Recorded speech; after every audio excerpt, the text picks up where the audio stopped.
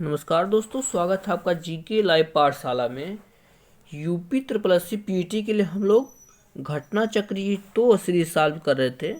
इसमें से हम लोग 4 सेट ऑलरेडी कवर कर चुके हैं। ये आपका 5वां सेट है। तो चलिए शुरुआत करते हैं। आप लोग प्लीज़ वीडियो को लाइक कीजिएगा, चैनल को जरूर सब्सक्राइब कीजिएगा। पहले क्वेश्चन से शुरुआत करते हैं। दिया गया आपका सौर मंदिर भारत के किस राज्य में स्थित है। सौर मंदिर की बात की जा रही है, तो यहाँ से सही जवाब हो जाएगा आपका ऑप्शन नंबर बी, तमिलनाडु में स्थित है आपका सौर मंदिर। ऑप्शन बी सही हो जाएगा। अगला क्वेश्चन देखते हैं। कंटक शोधन नामक न्यायालय प्रचलन कौन से साम्राज्य में था। कंटक शोधन की बात की जा रही है, तो सही जवाब बनता है आपका मौर्य साम्राज्य में प्रचलित था। आपका ऑप्शन डी यहाँ से होता है आपका मौर्य साम्राज्य में। अगला क्वेश्चन देखते हैं। निम्नलिखित में से कौन सा वेद सबसे पुराना है। तो आपको पता है ऋग्वेद जो है वह सबसे पुराना वेद है। आपके ऑप्शन नंबर सी सही है। अगला देखते हैं। हड़प्पा सभ्यता की प्रसिद्ध नर्तकी की मूर्ति बनाने में कौन से पदार्थ का प्रयोग की गई है। तो सही जवाब बनता है आपका कांसा की बनी है आपकी नर्तकी की मूर्ति, जो कि हड़प्पा सभ्यता से प्राप्त हुई है। आगे देखते हैं। वास्को डी गामा किस वर्ष कलिकट में आया था। तो सही जवाब हो जाएगा 5वें का ऑप्शन नंबर डी, 1498 में आया था आपका कलिकट के राजा जम्मोरिन के दरबार में यह आया था। आगे देखते हैं। 1857 के विरोध को भारत के सर्वप्रथम स्वतंत्रता संग्राम की संज्ञा किसने दी थी। तो सही जवाब होता है आपका option number D, VD. Savarkar ने दी थी। आपके ऑप्शन डी से हो जाएगा आपका वी.डी. सावरकर ने। आगे देखते हैं। निम्नलिखित में से किसने लंदन में विलियम हट कर्जन वायली की हत्या की थी। सही जवाब बनता है आपका मदन लाल ढींगरा ने की थी। आपका ऑप्शन नंबर ए सही हो जाता है यहाँ से आपका मदन लाल ढींगरा ने। आगे देखते हैं। जलियांवाला बाग नरसंहार के बाद किसने अपनी नाइटहुड की उपाधि लौटा दी थी। तो सही जवाब हो जाएगा आपका option number B, Rabindranath Tagore ने अपनी नाइटहुड की उपाधि जो थी वह लौटा दी थी अंग्रेजों को। 9 नंबर का क्वेश्चन देखते हैं। गांधी इरविन समझौता किस वर्ष हुआ था। तो सही जवाब हो जाएगा आपका 9वें क्वेश्चन का ऑप्शन नंबर बी से हो जाएगा 1931 में गांधी जी और इरविन के बीच समझौता होता है, तो इसे गांधी इरविन समझौता कहते हैं। अगला क्वेश्चन देखते हैं। स्वतंत्र भारत के प्रथम गवर्नर जनरल कौन थे। पिछली बार भी ये क्वेश्चन पूछा गया था, तो सही जवाब बनता आपका option number A, Lord Mountbatten थे। ऑप्शन नंबर ए से हो जाएगा लॉर्ड माउंटबेटन। आगे देखते हैं। निम्नलिखित में से किस देश की सीमा भारत के साथ नहीं लगती है। 11 नंबर का क्वेश्चन है, तो सही जवाब बनता है आपका ऑप्शन नंबर बी, ईरान जो है इसकी सीमा भारत के साथ नहीं लगती है। बाकी नेपाल हो गया, म्यांमार हो गया और बांग्लादेश हो गया, तीनों देशों की सीमाएं भारत के साथ लगती हैं। आते हैं अगले क्वेश्चन पर। दिया गया आपका नंदा देवी चोटी किस राज्य में स्थित है। 12 नंबर का क्वेश्चन है, तो सही जवाब बनता है आपका ऑप्शन नंबर बी, उत्तराखंड में स्थित है आपका नंदा देवी चोटी, उत्तराखंड में। ऑप्शन बी सही हो जाएगा। अगला देखते हैं। निम्न में से कौन सा स्थान तांबे की खान के लिए प्रसिद्ध है। सही जवाब होता है आपका खेतड़ी जो है वह राजस्थान का, यह तांबे के लिए बहुत फेमस है। आपका ऑप्शन नंबर ए सही हो जाएगा। आगे देखते हैं। 2 घंटे के अंतराल के लिए देशांतर दूरी कितने अंश के बराबर होता है। तो सही जवाब होता है आपका 30 अंश के लिए बराबर होता है। आपका ऑप्शन नंबर बी सही है, 30 डिग्री अंश के लिए बराबर होता है 2 घंटे का अंतराल। आगे देखते हैं। विश्व का सबसे बड़ा महाद्वीप कौन सा है। 15 नंबर का क्वेश्चन है, तो सही जवाब होता है आपका एशिया महाद्वीप जो है वह सबसे बड़ा आपका महाद्वीप है। ऑप्शन नंबर डी से हो जाएगा। अगला देखते हैं। भारत में जीएसटी कब लागू हुआ था, गुड्स एंड सर्विस टैक्स। तो इसका सही जवाब होता है आपका ऑप्शन नंबर ए, 1 जुलाई 2017 से भारत में जीएसटी लागू हुआ था। अगला क्वेश्चन देखते हैं। आरबीआई का मुख्यालय कहाँ है। तो आरबीआई का मुख्यालय मुंबई में है। ऑप्शन सी यहाँ से सही हो जाता है आपका, मुंबई में स्थित है। आगे देखते हैं, भारतीय मुद्रा का नया प्रतीक चिन्ह को किसने डिजाइन किया था? जो आपका र लिख कर बीच में काटा जाता है, इसकी डिजाइन किसने की थी? तो सही जवाब होता है आपका उदय कुमार ने की थी। भारतीय रुपए की डिजाइन आपकी उदय कुमार ने की थी आपकी। कैसे रुपए का डिजाइन होता है आपका? ऐसे रहता है ना, ऐसे करके बीच में ऐसे चिन्ह लगा रहता है, तो उसकी डिजाइन आपके उदय कुमार ने की थी। आगे देखते हैं, भारत में योजना आयोग का गठन किस वर्ष किया गया था? 2019 नंबर का क्वेश्चन है, तो सही जवाब बनता है आपका 1950 में किया गया था योजना आयोग का गठन, जो कि अब इसे बदलकर नीति आयोग कर दिया गया है। योजना आयोग का समाप्ति हो गई है। अगला क्वेश्चन देखते हैं, प्रधानमंत्री मुद्रा योजना कितने लाख रुपए तक का मुद्रा ऋण प्रदान किया जाता है? किस योजना के तहत? मुद्रा ऋण योजना के तहत। तो सही जवाब बनता है आपका 10 लाख रुपए तक का ऋण मिलता है प्रधानमंत्री मुद्रा योजना के तहत। ऑप्शन नंबर ए सही हो जाएगा। अगला क्वेश्चन देखते हैं, भारत में किस राज्य का क्वेश्चन आपका, भारत में किस राज्य का लोकसभा व राज्यसभा के प्रतिनिधित्व सर्वाधिक है? तो लोकसभा की बात की जाए या राज्यसभा की बात की जाए, दोनों जगह आपका उत्तर प्रदेश का प्रतिनिधित्व सबसे अधिक है आपका। ऑप्शन नंबर ए यहाँ से सही हो जाएगा। अगला क्वेश्चन देखते हैं, राष्ट्रपति 5 वर्ष तक अपने पद पर रहता है, तो कब से रहता है? सही जवाब हो जाएगा आपका अपने पद ग्रहण करने के दिन से लेकर 5 वर्ष की समय तक रहता है आपका। तो यहाँ से आपका ऑप्शन नंबर सी सही हो जाएगा आपका।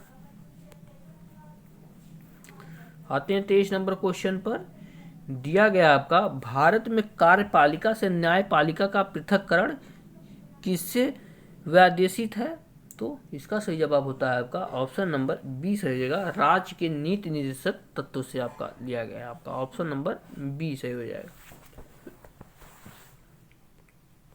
अगला क्वेश्चन है, वे विषय जिन पर केंद्र व राज्य दोनों सरकारें कानून बना सकती हैं, किसमें उल्लेखित है? तो यह आपके समवर्ती सूची के अंतर्गत आता है, जिसमें दोनों सरकार कानून बनाते हैं। राज्य सूची है उसमें राज्य बनाती है, और संघ सूची में संघ बनाती है, जिसमें दोनों बनाते हैं वो आपकी समवर्ती सूची के अंतर्गत आ जाती है। अगला क्वेश्चन देखते हैं, लोकसभा के कम से कम कितने सत्र बुलाए जाते हैं? 25 नंबर का क्वेश्चन है, तो इसका सही जवाब हो जाएगा आपका ऑप्शन नंबर बी सही हो जाएगा आपका, वर्ष में 2 बार बुलाए जाते हैं लोकसभा के सत्र। ऑप्शन बी सही हो जाएगा, वर्ष में 2 बार। आगे देखते हैं, समतल दर्पण द्वारा बनने वाला प्रतिबिंब सदैव कैसा होता है? 26 नंबर का क्वेश्चन है, तो सही जवाब बनता है आपका सीधा होता है। ऑप्शन नंबर बी यहाँ सही हो जाएगा आपका, सीधा होता है। अगला क्वेश्चन देखते हैं, निकट दृष्टि दोष से पीड़ित व्यक्ति की दृष्टि सही करने के लिए किस प्रकार के लेंस का प्रयोग किया जाता है? निकट की बात की जा रही है, तो सही जवाब हो जाएगा आपका ऑप्शन नंबर बी हो जाएगा, अवतल लेंस का प्रयोग किया जाता है निकट दृष्टि दोष के लिए। यहीं दूर दृष्टि दोष की बात की जाए तो हाँ उत्तल लेंस का प्रयोग किया जाता है। आगे देखते हैं, तरल अवस्था में पाई जाने वाली धातु कौन सी है?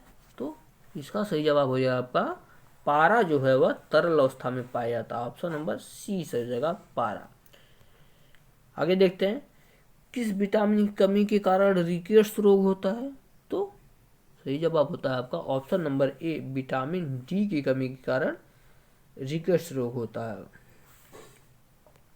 आगे देखते हैं, चिकित्सा विज्ञान की वह शाखा जो मुर्दों से संबंधित है क्या कहलाती है? सही जवाब होता है आपका नेफ्रोलॉजी कहलाती है।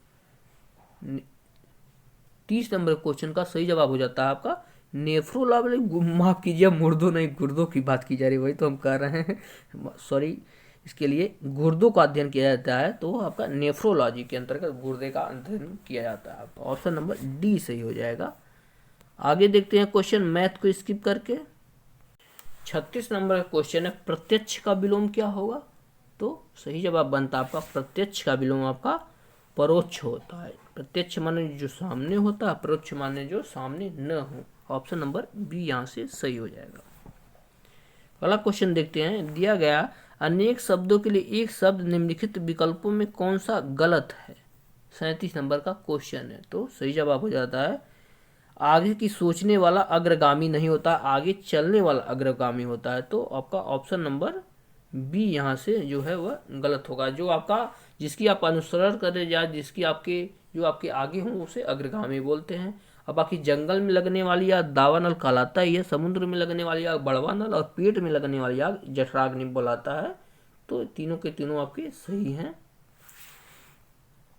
आगे देखते हैं, कमल शब्द का पर्यायवाची कौन सा होगा? 38 नंबर का क्वेश्चन है। तो सही जवाब हो जाएगा आपका ऑप्शन नंबर डी, इंदिवर होता है कमल का पर्यायवाची, इंदिवर। ऑप्शन नंबर डी से हो जाएगा। आगे देखते हैं, वैदेही वनवास किसकी रचना है? बहुत बार एक क्वेश्चन पूछा गया है वैदेही वनवास। तो ये आपके अयोध्या सिंह उपाध्याय हरिऔध जी की रचना है आपके वैदेही वनवास। आते हैं 40 नंबर क्वेश्चन पर। दिया गया आपका नाक का बाल होना मुहावरे का अर्थ बताना है। 40 नंबर का क्वेश्चन है। तो सही जवाब बनता है आपका ऑप्शन नंबर सी, अधिक प्रिय होना। नाक का बाल होने मुहावरे का अर्थ है आपका अधिक प्रिय होना। अगला क्वेश्चन दिया है, जून 2022 में 8वें अंतर्राष्ट्रीय योग दिवस के अवसर पर प्रधानमंत्री नरेंद्र मोदी ने कहां पर सामूहिक योग अभ्यास का नेतृत्व किया? तो इसका सही जवाब बनता है आपका ऑप्शन नंबर सी, मैसूर में किया था। आपका ऑप्शन सी से हो जाएगा आपका मैसूर में। अगला क्वेश्चन है, जापान और रूस के मध्य किस द्वीप को लेकर विवाद है? तो इसका सही जवाब बनता है ऑप्शन नंबर ए से हो जाएगा, कुरिल द्वीप को लेकर दोनों देशों में विवाद होता है, जापान और रूस के बीच कुरिल द्वीप को लेकर। अगले क्वेश्चन पर आते हैं, मई 2022 में नाटो साइबर डिफेंस ग्रुप में शामिल होने वाला एशिया का पहला देश कौन बना है? नाटो साइबर डिफेंस में, याद रखिएगा। तो सही जवाब होता है आपका दक्षिण कोरिया बना है। आपका ऑप्शन नंबर डी यहाँ से सही होता है आपका दक्षिण कोरिया बना है। आगे देखते हैं, भारतीय नौसेना के लिए प्रोजेक्ट 75 के तहत निर्मित 6 पनडुब्बियों की श्रृंखला की अंतिम पनडुब्बी का क्या नाम है? आपकी प्रोजेक्ट 75 की तरह 6 पनडुब्बियां बनाई जा रही हैं, इसमें जो छठी पनडुब्बी है इसका क्या नाम है? तो सही जवाब हो जाएगा आपका INS वागसीर नाम है इसका। आपका ऑप्शन नंबर डी से हो जाएगा, INS वागसीर नाम है इसका। अगला क्वेश्चन देखते हैं, मई 2022 में पोप फ्रांसिस ने वेटिकन सिटी के सेंट पीटर्स बेसिलिका में आयोजित समारोह में किस भारतीय को मरणोपरांत संत घोषित किया गया है? 55 नंबर का क्वेश्चन है। तो सही जवाब यहाँ से बनता है आपका देवसहायम पिल्लई को किया गया। आपका मरणोपरांत आपको घोषित किया गया, यहाँ का संत घोषित किया गया। ऑप्शन नंबर बी सही हो जाएगा। अगला क्वेश्चन है, मई 2022 में किसने भारत के 25वें मुख्य चुनाव आयुक्त के रूप में पद ग्रहण किया है? तो इसका सही जवाब बनता है आपका ऑप्शन नंबर सी है, अनूप चंद पांडे जी को, राजीव कुमार जी को नियुक्त किया गया। आपका ऑप्शन नंबर सी सही हो जाएगा यहाँ से, राजीव कुमार। अगले क्वेश्चन पर आते हैं, दिया गया आपका मार्च 2022 में भारतीय नौसेना के किस जहाज को प्रेसिडेंटस कलर से सम्मानित किया जाएगा? 57 नंबर क्वेश्चन। तो सही जवाब होता है आपका option number A, INS Valsura को सम्मानित किया जाएगा आपका प्रेसिडेंटल कलर से। आपका ऑप्शन नंबर ए सही हो जाएगा 57 नंबर क्वेश्चन का। अगला है, जुलाई 2022 में कौन राज्य प्राइमरी एजुकेशन के नई राष्ट्रीय शिक्षा नीति 2022 लागू करने वाला देश का पहला राज्य बना है? तो सही जवाब हो जाएगा यह कार्य आपका उत्तराखंड किया है। ऑप्शन नंबर बी यहाँ सही होता है आपका उत्तराखंड। अगला क्वेश्चन देखते हैं, मई 2022 में किस राज्य में देश के पहले अमृत सरोवर का उद्घाटन किया गया? 59 नंबर क्वेश्चन है। तो सही जवाब बनता है आपका option number A, Uttar Pradesh को सम्मानित किया गया, अमृत सरोवर उद्घाटन किया गया। आपका ऑप्शन नंबर ए सही हो जाएगा। अगला क्वेश्चन देखते हैं, हाल ही में किसे केंद्रीय माध्यमिक शिक्षा बोर्ड CBSE का नया अध्यक्ष बनाया गया है? तो इसका सही जवाब बता है आपका ऑप्शन नंबर सी, निधि छिब्बर जी को बनाया गया। आपका ऑप्शन नंबर सी सही हो जाता है यहाँ से, निधि छिब्बर। अगला क्वेश्चन है, किस भारतीय राज्य में गमोचा एक सांस्कृतिक प्रतीक है? 61 नंबर का क्वेश्चन है। तो सही जवाब बनता है आपका ऑप्शन नंबर सी, असम में असम में है आपका मनाया जाता है आपका गोमचा सांस्कृतिक प्रतीक है वहाँ की। आगे देखते हैं, कौन सा राज्य हरियाणा के साथ अपनी सीमा साझा नहीं करता है? जो 4 राज्य दिए गए हैं इसमें से कौन सा जो है जो हरियाणा के साथ अपनी सीमा नहीं बनाता है? तो सही जवाब बनता है आपका option number B, Madhya Pradesh जो है वह हरियाणा के साथ सीमा साझा नहीं करता है। ऑप्शन नंबर बी सही हो जाएगा। आगे देखते हैं, यूनेस्को का मुख्यालय कहाँ पर स्थित है? 63 नंबर क्वेश्चन है। तो सही जवाब बनता है आपका पेरिस, फ्रांस में है आपका। ऑप्शन नंबर सी से हो जाएगा, पेरिस में है आपका यूनेस्को का मुख्यालय। आगे देखते हैं, निम्नलिखित में से किस विषय पर नोबेल पुरस्कार नहीं दिया जाता है? तो 64 नंबर क्वेश्चन जो है वह आपका गणित में आपका नोबेल प्राइज नहीं दिया जाता। बाकी चिकित्सा हो गया, अर्थशास्त्र हो गया, विज्ञान की तीनों शाखाएं हो गए, इसमें आपको नोबेल प्राइज मिलता है। आगे देखते हैं, भूटान के राष्ट्रीय पक्षी का नाम बताइए। 65 नंबर क्वेश्चन है। तो यहाँ का राष्ट्रीय पक्षी आपका काला कौवा है भूटान का। इस बात को भी आप लोग ध्यान रखिए, क्योंकि पड़ोसी देशों से क्वेश्चन जो आएंगे इसी तरह के क्वेश्चन आएंगे, एकदम नॉर्मल क्वेश्चन है पड़ोसी देशों से पूछे। जैसे वहाँ की राजधानी पूछ लिया गया, वहाँ की मुद्रा पूछ लीजिएगा, संसद पूछ लिया गया, प्रधानमंत्री कौन है पूछ लीजिएगा, आपके राष्ट्रपति हैं कौन है पूछ लीजिएगा, यही सब आपसे पूछा जाएगा। आगे देखते हैं, सोमनाथ मंदिर किस राज्य के तट पर स्थित है? तो सही जवाब होता है ऑप्शन नंबर डी है, गुजरात में स्थित है आपका सोमनाथ मंदिर। ऑप्शन नंबर डी सही हो जाएगा। आगे देखते हैं, प्रतिवर्ष अंतर्राष्ट्रीय परिवार दिवस कब मनाया जाता है? 67 नंबर क्वेश्चन है। तो सही जवाब हो जाएगा आपका ऑप्शन नंबर डी, 15 मई को आपको अंतर्राष्ट्रीय परिवार दिवस मनाया जाता है। ऑप्शन डी सही हो जाएगा। आगे आते हैं, पुस्तक sunrise over Ayodhya nationhood in our times नामक पुस्तक के लेखक कौन है? 68 नंबर क्वेश्चन है। तो सही जवाब बनता है आपका option number B, Salman Khurshid इस पुस्तक के लेखक हैं आपके। ऑप्शन बी सही हो जाएगा आपका सलमान खुर्शीद। देखते हैं अगला question, hero Indian super league 2021-22 के 8वें संस्करण का खिताब किसने जीता है? 69 नंबर क्वेश्चन है। तो सही जवाब है option number A, Hyderabad FC ने जीता आपका। ऑप्शन ए सही हो जाएगा आपका 69 नंबर क्वेश्चन का सही जवाब। 70 नंबर क्वेश्चन देखते हैं, 31वां सरस्वती सम्मान किसे प्रदान किया गया? तो सही जवाब है आपका option number C, professor Ramdaras Mishra को आपका सरस्वती सम्मान 31वां दिया गया आपका। ऑप्शन नंबर सी सही हो जाएगा। आगे देखते हैं, आगे गद्यांश दिया गया है, उसे पढ़ के उसके आंसर बताने हैं। क्वेश्चन आपका, सारा संसार नीले गगन के तले अनंत काल से रहता आया है। हम थोड़ी दूर पर ही दिखते हैं क्षितिज तक, जहां धरती और आकाश हमें मिलते दिखाई देते हैं, लेकिन जब हम वहां पहुंचते हैं तो यह नज़ारा आगे खिसकता चला जाता है और इस नज़ारे का कोई और छोर हमें नहीं दिखाई देता है। ठीक इसी तरह हमारा जीवन भी है। जिंदगी की न जाने कितनी उपमाएं दी जा चुकी हैं, लेकिन कोई भी उपमा पूर्ण नहीं मानी गई है, क्योंकि जिंदगी के इतने पक्ष हैं कि कोई भी उपमा पर पूरी तरह से फिट नहीं बैठता है। बर्नार्ड शॉ जीवन के एक खुली किताब मानते हैं और यह भी मानते हैं कि सभी जीवों को समान रूप से जीने का हक है। वह चाहते हैं कि इंसान अपने स्वार्थ में अंधा होकर किसी दूसरे जीव के जीने का हक न मारे। यदि इंसान ऐसा करता है तो यह बहुत बड़ा अन्याय है। हमारे विचार स्वाभाविक रूप से एक दूसरे से मेल नहीं खाते हैं, लेकिन इसका मतलब यह नहीं होता कि हम दूसरों को उसके जीने के हक से वंचित कर दें। यह खुला आसमान, यह प्रकृति और यह पूरा भूमंडल हमें दरअसल यही बता रहा है कि हाथी से लेकर चींटी तक सभी को समान रूप से जीवन बिताने का हक है।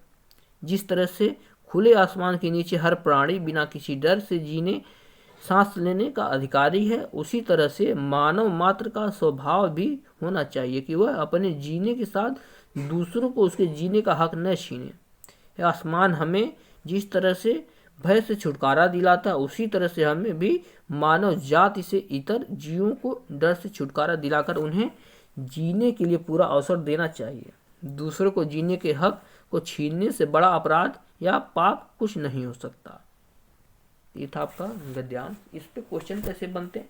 क्षितिज किसे कहते हैं? सही जवाब बन जाएगा क्षितिज। जैसा कि आप लोगों ने गद्यांश में पढ़ा कि जहाँ धरती और आसमान एक दूसरे से मिलते हुए दिखाई देते हैं उसे हम क्षितिज बोलते हैं। आगे देखते हैं, बर्नार्ड शॉ ने अपनी जीवनी की उपमा किससे दी है? तो बर्नार्ड शॉ की बात हुई थी गद्यांश में, किसके दी है? तो खुली पुस्तक से दी है आपकी। ऑप्शन नंबर ए सही हो जाएगा, यहाँ से खुली पुस्तक से दी है। आते हैं अगले क्वेश्चन पर। हम बहुत बड़ा अन्याय कर रहे होते हैं यदि, सही जवाब होगा आपका किसी के जीने का अधिकार नहीं देते तो हम बहुत बड़ा अन्याय करते हैं। आपका ऑप्शन नंबर सी सही हो जाएगा। आगे देखते हैं, प्रकृति और खुला आसमान बता रहे हैं कि सबको क्या है? आपका सबको जीने का हक है। ऑप्शन नंबर सी सही हो जाएगा, आपका जीने का हक है। आते देखते हैं, आसमान हमें दिलाता है, क्या दिलाता है? 75 नंबर का क्वेश्चन। तो सही जवाब बन जाएगा आपका भय से छुटकारा और आश्वासन दिलाता है। आपका ऑप्शन नंबर बी सही हो जाएगा 75 नंबर क्वेश्चन का। उसके बाद फिर एक गद्यांश है, इसे भी हम लोग पढ़ते हैं, काफी लंबा है तो एक बार इसे पढ़ लेते हैं, उसके बाद इसका आंसर देंगे।